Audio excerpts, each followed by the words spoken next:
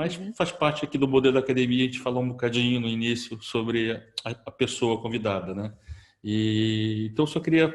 Mas tudo isso vai fazer sentido no final, que a gente vai, com essa conversa, entrar aqui no tema do ativismo. A começar que eu reparei, na hora da pesquisa, né, que você tem tanto tempo de carreira oficial artística como eu tenho de país. Nós começamos mais ou menos ao mesmo tempo. Acho que você estava começando na sua vida profissional, oficial, né, e eu estava chegando aqui em Portugal. Ou seja, nessa brincadeira já passaram Foi 30 por anos. essa razão que eu comecei a minha carreira profissional. Mas já passaram 30 anos e acho que ninguém reparou nisso. Você reparou nisso, que passaram 30 anos? Uma belíssima pergunta. Não, não. Os jornalistas, quando fazem as entrevistas, é que têm sempre essa preocupação do tempo. Sabes que eu não tenho nada à preocupação do tempo. Deve ser uma ferramenta de defesa. Eu só tenho a preocupação daquilo que ainda não fiz e que quero fazer, das coisas que quero implementar, dos projetos. E, na verdade, como tenho tido o privilégio de fazer coisas que gosto muito, com pessoas certas ao meu lado, não dou pelo tempo. Sei que ele está cá, é visível no corpo, é visível na capacidade que tenho hoje de ser menos, talvez menos ingênua em relação às questões do ativismo, lá está, que comecei por achar que era possível mudar o mundo, agora acho que é possível mudar o mundo com outros modelos, mas não dei pelo tempo, não dei pelo tempo. Quis sempre ser eu a tomar conta dele. No sentido em que sabia sempre que se não me mexesse, não é? As coisas não iriam acontecer. Nomeadamente as rotundas que fui fazendo na minha carreira, as viragens à esquerda, à direita, o ter ido para Londres estudar, enfim, as coisas que eu fui fazendo. Mas não dei nada, 30 anos é uma coisa absurda. Parece mais do que realmente é, na verdade, É né? incrível, não é? Não acho... Fiz muita coisa e ainda bem, mas ainda bem que não dou pelo tempo, senão era muito saudosista. Eu não sou muito saudosista. E tem a ver com o tempo, mas no sentido mais lato, né? Porque há 20 anos atrás, né? Então vamos já pular 10 aí, nos primeiros 10 anos, né? Sim. Você já era uma das pessoas mais conhecidas do país, né? Já era uma das pessoas mais, não só famosas, que o famoso é uma palavra que é um adjetivo que tem a ver com algo, né? Mas Sim. conhecido, no sentido que as pessoas têm essa intenção de que lhe conhecem. Essa falsa, talvez, impressão que lhe conhecem, né?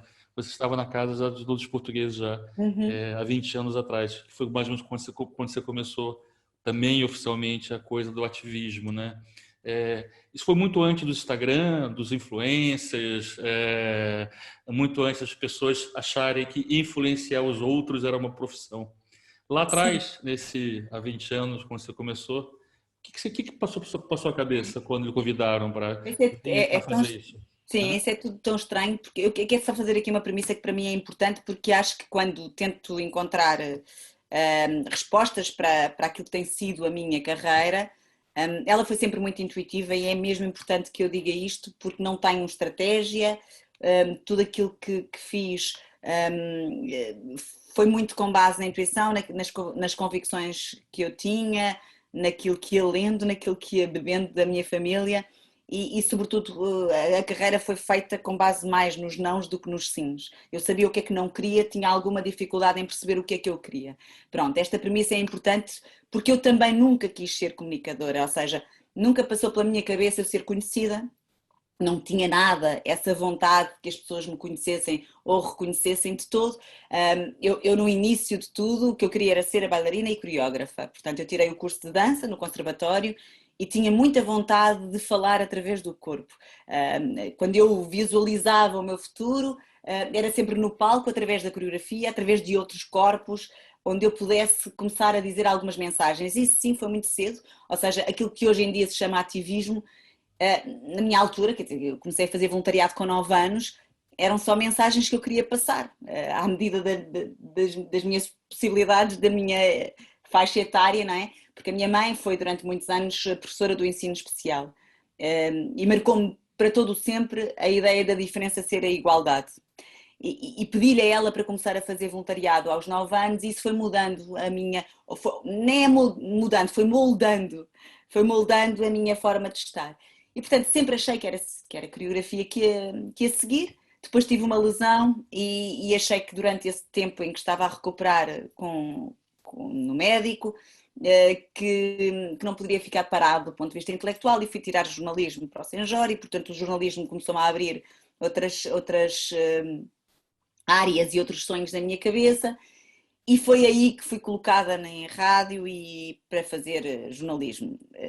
Era evidente que eu não poderia ser uma jornalista só, porque tenho outras vontades e outros sonhos, e nessa altura, isso é que é muito importante quando tu chegaste a Portugal. E isso eu sofri muito, digo-vos com toda a sinceridade, que eram outros tempos. Sofri muito porque toda a gente no dia a dia me estava a querer pressionar a decidir o que é que eu era. Mas és jornalista, mas és apresentadora, mas ainda vais fazer dança, mas tens que definir. E eu, para mim, isso não fazia sentido nenhum. Aos 20 anos, 22 anos, eu ter que me definir, né?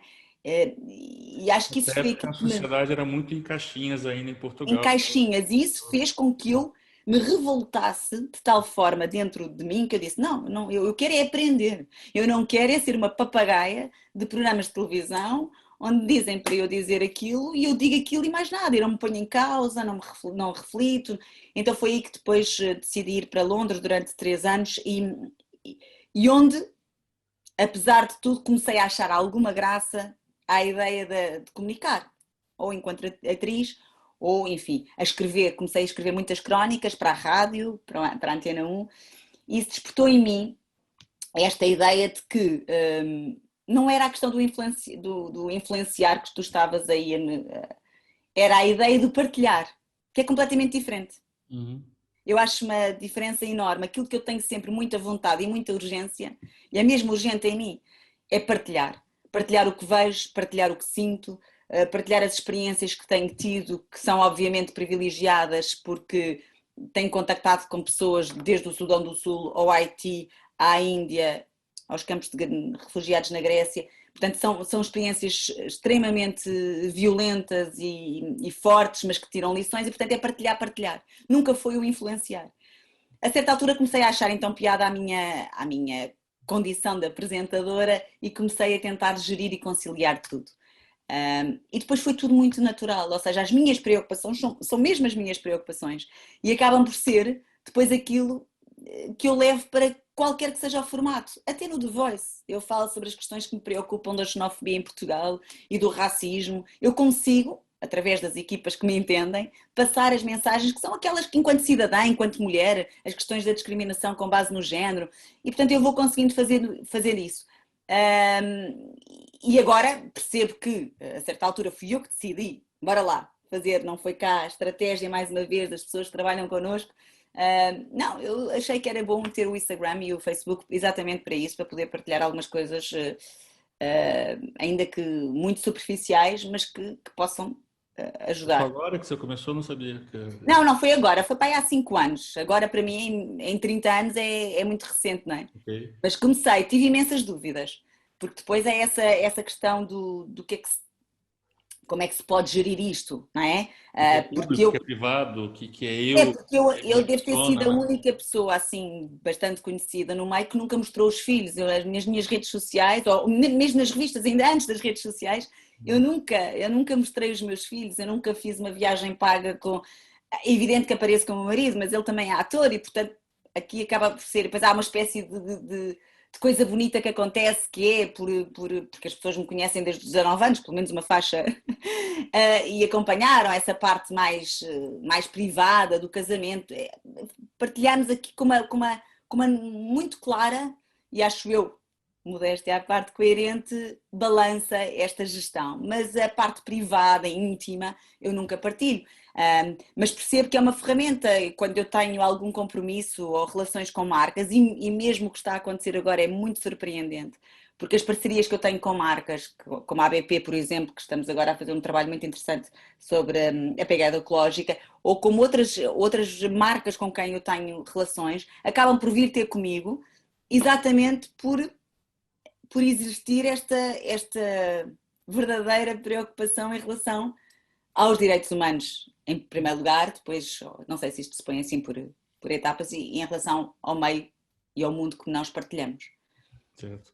Vamos lá atrás, lá no começo, você publicou um livro em 2015, se não me engano, chamado Uhum. Que Eu Vejo e Não Esqueço, né? Eu tive a ver o livro, né? E você começa logo ali, logo na introdução, aliás, começa, a primeira linha é ótima, né? Que fala já de uma cuspidela, na primeira linha, Ah, é, sim. e que você conta uma história, você é pequena e com o Thor. Você poderia resumir um bocadinho para as pessoas? Porque Resumo, porque é isso, eu acho que é importante, porque foi exatamente aí aos 9 anos, como eu te estava a dizer, que eu tive uma consciência muito grande de que afinal o mundo não era a minha casa.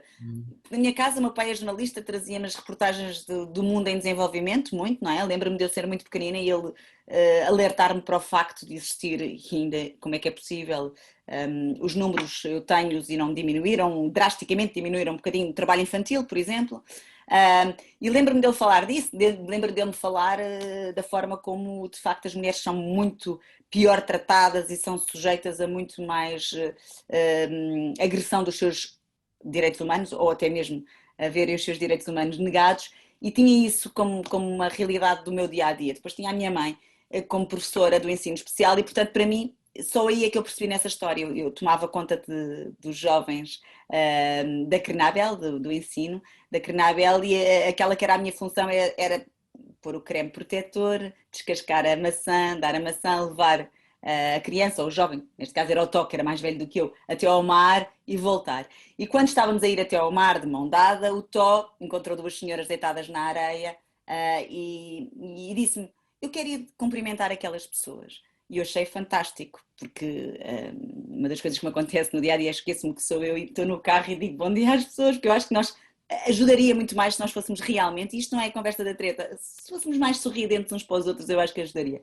E eu achei ótima, tinha 9 anos, lá fui. O Tó estendeu o braço e uma das senhoras disse imediatamente: Tire-me isto daqui. E eu, na altura, lembro-me de ter ficado super, super triste, porque, para já, o isto era uma coisa, e depois o afastar, essa agressão que o meu amigo Tó, que tinha trissomia 21, estava a sofrer, foi uma coisa que eu dificilmente consigo até hoje esquecer, porque eu não tinha argumentos, essa é que é a grande questão. Eu não sabia o que é que dizia, iria dizer a uma senhora adulta, iria baralhar-me ali, não iria ser eficaz, e portanto na minha cabeça houve uma série de fantasmas que começaram a ocorrer, a dizer, afinal há pessoas que acham o Tó diferente, então aquilo começou ali, enquanto as ideias estavam aos trambolhões na minha cabeça, e basicamente aquilo que fiz foi, pimba, cuspi-lhe na cara. Cuspi-lhe na cara com tal força que logo a seguir tive consciência que a coisa não era assim. E lá ao fundo estava a minha mãe e as outras professoras que viram isto tudo. Eu pego no Tó, dou-lhe a mão, corremos pela praia e ele a rir às gargalhadas porque eu tinha cuspido na senhora. E pronto, e depois cheguei a casa e tivemos uma conversa que foi giro, porque no fundo suscitou uma coisa que para mim era completamente normal e que eu fui convocada a ter de trabalhar com argumentos, com dados, com estatísticas ao longo da vida. Foi isso que acabou por fazer. Eu depois percebi que esta área era absolutamente vital para mim e é muito curioso porque não sou nada espiritual ou assim, mas é engraçado, eu acredito muito nas energias positivas e fico por aqui, não há muito mais do que isto. Na forma como nós nos inclinamos para o mundo, sabes, Edson? Na forma como nós queremos que as coisas aconteçam e fazemos para que elas aconteçam. Eu gosto de gostar e só depois é que posso desiludir-me com as pessoas. Eu vou para gostar, sabes? E vou para, embora lá dá a mão, esta coisa de que as mulheres são todas péssimas umas para as outras, é uma tanga, é uma mentira enorme. Pode haver, claro, há Os sempre homens casos. inventaram, né? É Mas uma eu acho que isso é narrativa uma coisa muito comum. inventada, que dá imenso jeito a muita gente e, portanto, acho.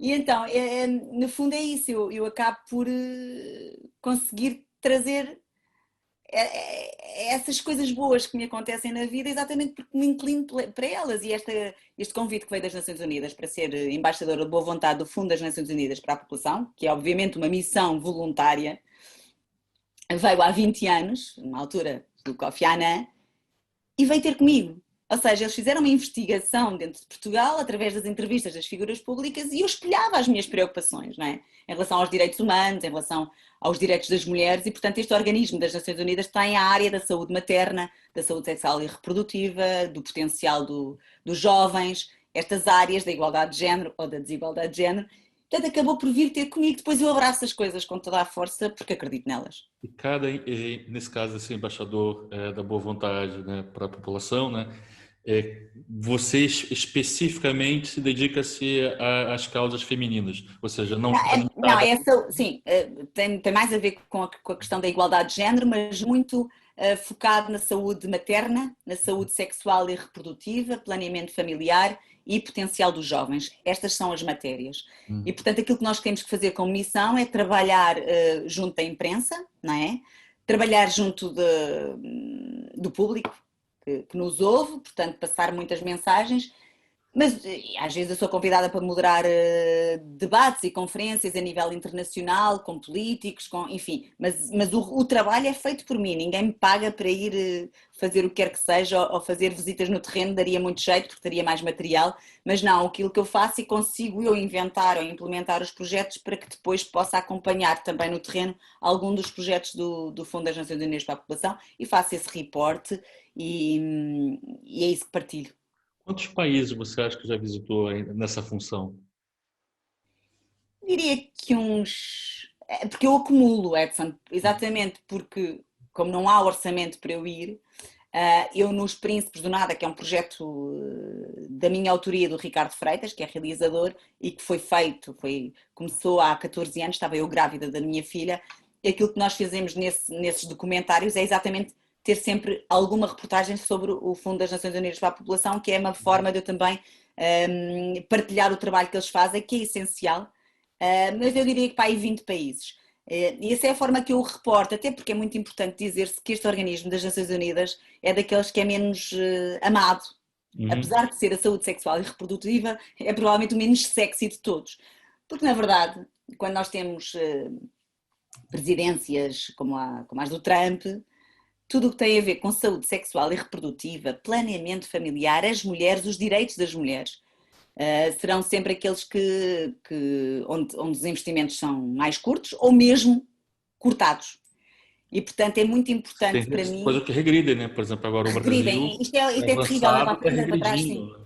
O Brasil Anda agora para a frente, anda para trás. está alinhando com a Arábia, ou seja, dessa semana mesmo, semana Sim, passada, ele acabou de sair de alguns fundos, de algumas coisas internacionais. O mundo vive nesse momento um momento de retração.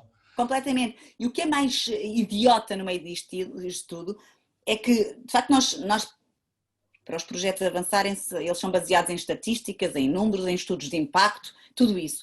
Mas então é muito fácil de investigar e perceber que nesses estudos todos, nesses relatórios, está mais que provado que quando se investe na saúde da mulher, na educação da mulher, na saúde sexual e reprodutiva, há um impacto absolutamente gigantesco ao nível da população de todas, com o empoderamento, a capacitação das meninas, das raparigas e das mulheres, com a diminuição das mutilações genitais femininas, com a diminuição do abandono escolar. Nós temos para aí 67 milhões de meninas que não vão à escola.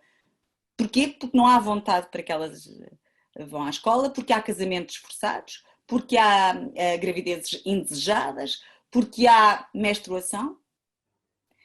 E pronto, eu ficaria aqui a falar, é muito E aqui em indignante como é que Portugal? ninguém avalia estes relatórios e percebe que houve um enorme progresso naquelas comunidades quando houve exatamente esse investimento naquelas meninas, nas raparigas e nas mulheres. Portanto, é o andar para trás e para a frente, é muito cansativo e muito perigoso. E aqui em Portugal? Existe um Portugal profundo, né? Fala-se, né? E que algumas dessas questões ainda existem. Muitas, Edson, muitas delas estão camufladas, não é? Muitas delas estão camufladas e acho eu aqui assumo tudo aquilo que digo nesta nossa conversa, porque ando muito preocupada com os populismos, ando muito preocupada com a demagogia embrulhada em fake news, que as fake news estão tão bem embrulhadas e tu saberás avaliar isto muito bem, porque elas são fabricadas com base em notícias reais, em relatórios, em estatísticas e depois são trabalhadas com gente do marketing, com gente da publicidade, que fazem chavões altamente orelhudos e altamente papáveis, não é? Que é fácil de aderir, mas que depois lá por baixo estão as ideias bafientas, conservadoras ao ponto, e quando eu digo conservador é ao ponto de negarem direitos já, não São é? reacionárias, na verdade, né? Na verdade são Elas não reacionárias, querem conservar, elas querem voltar para trás atrás, nessa. mas aparentemente com terminologia Uhum. que é que eu uso e que as pessoas que querem um mundo melhor usam. Os direitos humanos, a igualdade, a dignidade, o papel da mulher. Mas se nós formos escamotear aquilo tudo, não é?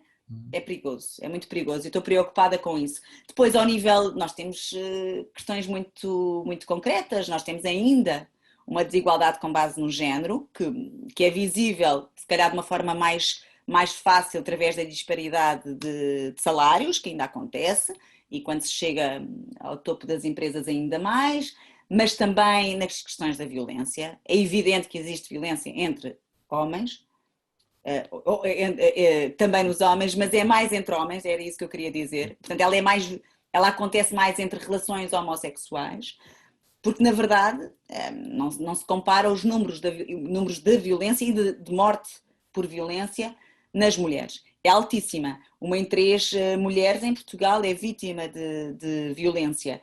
E nós, no ano passado, tivemos mais de 30 mil denúncias. E é importante também dizer-se que a violência no namoro, é uma área que eu trabalho na minha associação, na Corações com Coroa, ela, em 2019, os dados eram de que existiram 58 casos de violência no namoro, sendo que 68% de casos, ou seja, não é de 68 casos, era pouquíssimo. As estatísticas dizem que são 58% de violência no namoro.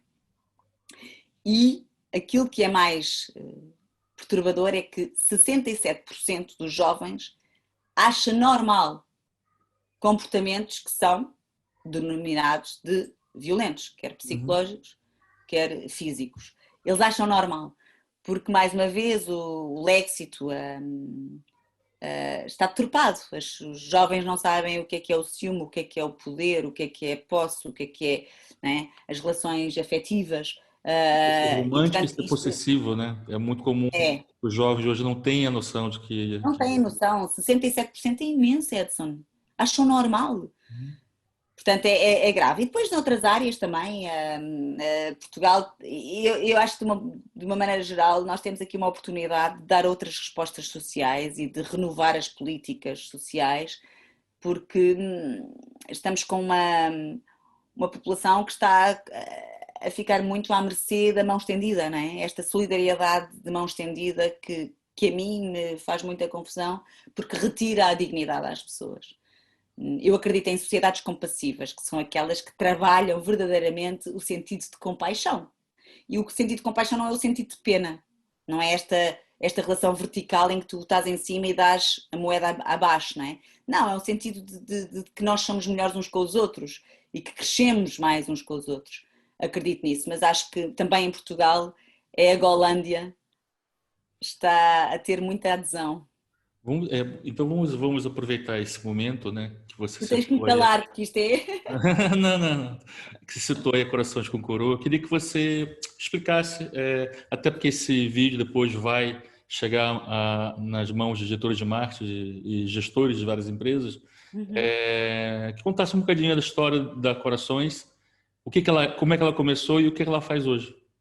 Pronto, a Corações com Coroa é uma ONGD, ou seja, a Organização Não Governamental para o Desenvolvimento, é uma associação sem fins lucrativos. Eu com a minha experiência ao longo destes anos a trabalhar com as Nações Unidas, percebi, e nós, embaixadores de boa vontade, trabalhamos para os países em desenvolvimento, não é para os países desenvolvidos ou ditos desenvolvidos. E na altura eu percebi que muitas destas temáticas, ainda com diferenças abismais, eram temáticas que eu gostava de trabalhar também aqui em Portugal, nomeadamente as questões da desigualdade de género. E, portanto, há 8 anos decidi tentar conciliar e trazer essas temáticas para Portugal e criei a Corações com Croa com 2 amigas, a Ana Magalhães e a Ana Torres e agora a Cláudia Cerveira, exatamente para, por um lado, atuar num degrau acima do apoio existencialista, não é? Portanto, fazer o tal empurrão. Nomeadamente atribuindo bolsas de estudo, nós damos já, em 8 anos já demos 28 bolsas de estudo, 3 anos com apoio biopsicossocial. É importante dizer que nós não damos apenas o dinheiro, nós fazemos um acompanhamento prolongado durante cerca de 3 anos com a jovem E aqui fazemos um enquadramento social da jovem, apoiamos naquilo que poderemos apoiar, tem o apoio psicológico também, porque são sempre jovens que não podem continuar os estudos porque não têm capacidade financeira para o fazer e são sempre de enquadramentos muito, muito precários. Para além disso, queremos muito passar mensagens, não é? Esta coisa do advocacy, da sensibilização, damos prémios ao jornalismo e à publicidade que tenham estas temáticas, que é uma forma de incentivar também, por um lado, incentivar o meio, quer o meio publicitário, quer o meio jornalístico, a falar mais sobre as questões dos direitos humanos, porque eu sou uma vítima, entre aspas, neste meio, cada vez que me proponho a fazer qualquer coisa de direitos humanos, eu tenho esta velha frase que eu ouço muitas vezes, isso não vende muito. Isso não vende muito. Porquê? Porque eu não abordo de uma forma voyeurista, não é? Não ando ali a escarafunchar as pessoas, tento o mais possível, e nos documentários dos Príncipes do Nada, tento o mais possível balançar entre aquilo que é importantíssimo e urgente mostrar, mas também deixar ali uma margem para que as pessoas não fiquem totalmente expostas à mercê do coitadinho, não é? E portanto fazemos isso e ao mesmo tempo isso promove mais matérias que tenham saído na imprensa e faz com que as pessoas revejam essas matérias, que eu acho importante, porque quem está informado fica empoderado. Há muita gente que diz que não quer ver porque lhe custa ver, mas a verdade é que depois, se não sabe, não tem poder para atuar. Portanto, a informação é um poder. E para além disso temos atendimento gratuito todos os dias na nossa sede, na Rua da Junqueira, Biblioteca de Belém, com apoio psicológico, apoio jurídico, apoio assistente social, E quem que gratuito. banca tudo isso? Quem banca? Quem que banca isso? Olha, é muito curioso porque é quando eu viro, sabes, eu tenho 2 filhos da barriga e 2 do coração e não há nada que seja mais importante que eles os 4. Eu viro Leoa como a grande parte das mulheres no mundo. Eu não digo, e os homens também, pronto, mas eles não podem virar leoas, viram leões, mas as mulheres viram muito. E eu quando estou a precisar de financiamento para alguma coisa, na Corações com Coroa, viro leoa, porque eu não estou a pedir para mim. Eu não estou a pedir para mim. As nossas contas são transparentes, a nossa equipa é muito pequenina, mas dá o litro, está tudo mais que claro e evidente. Se alguém quiser saber sobre os nossos projetos, o impacto deles, enfim. Portanto, eu bato à porta das empresas, bato à porta de pessoas que eu sei que às vezes, e nós estamos a falar para muitos diretores de empresas, de marketing, a verdade é que às vezes muitas das empresas não sabem como gerir a sua parte da responsabilidade social, não é? Às vezes não sabem onde aplicar. E eu acho que cada vez mais a solução para o mundo parte por os Estados, as empresas e a sociedade civil num todo, sem que tenhamos que estar à espera uns pelos outros. Acho que temos que encontrar aqui uma forma de trabalhar todos em conjunto. E, portanto, eu apelo muitas vezes às áreas da responsabilidade social, também ao do patrocínio, não é, do mecenas, também temos muitos, e apelo para isso porque acho que aí reside parte da grande solução para que os projetos continuem. Você acha que nesses 8 anos que a associação está a funcionar, essa relação com as empresas, ela tem evoluído no sentido de ter mais bem aceito esse investimento nessa área, ou na mesma, ou piorado? Eu acho que tem evoluído, mas eu tenho que fazer aqui um parênteses porque eu não sou uma pessoa normal, ou seja, uma outra associação, uma outra ONG não está bem. Uhum. Não estão bem. Estão a passar enormes dificuldades. Eu tenho essa consciência por ser uma pessoa visível e por ter dado já garantias nos projetos, não é? Que é mais fácil eu conseguir. Eu preocupo-me muito as minhas parceiras, outras associações que trabalham noutras áreas e também fundamentais, com quem nós gostamos de fazer parcerias, que não estejam a usufruir do mesmo apoio das empresas. Mas mesmo assim é um trabalho que eu acho que tem que ser intensificado junto das empresas.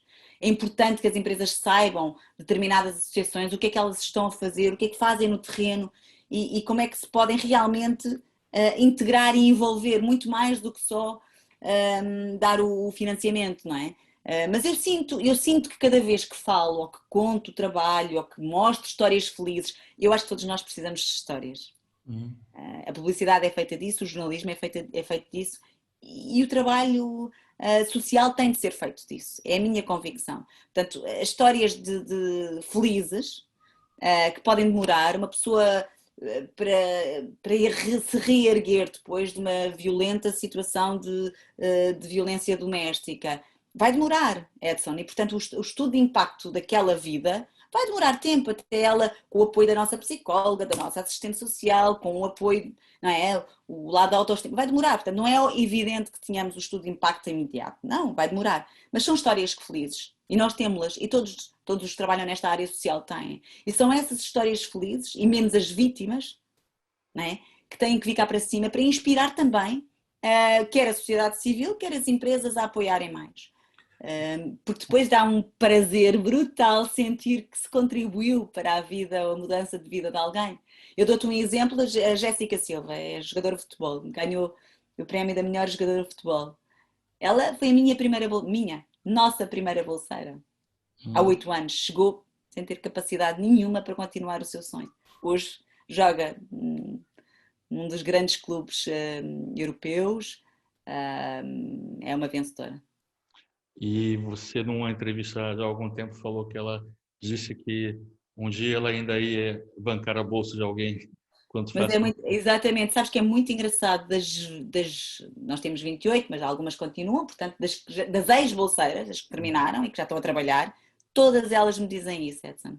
Todas elas me dizem que quando estiverem estabilizadas do ponto de vista financeiro, são elas que vão contribuir, através da Corações com Coroa, para outras meninas. Eu gostei bastante, eu acho que Obrigada, Edson, espero que tenham gostado. Muito obrigado pela sua disponibilidade. Depois eu te mando o link com o vídeo depois disso. Tá bem. Obrigado a todos e até a próxima. Beijinhos para todos e para todas.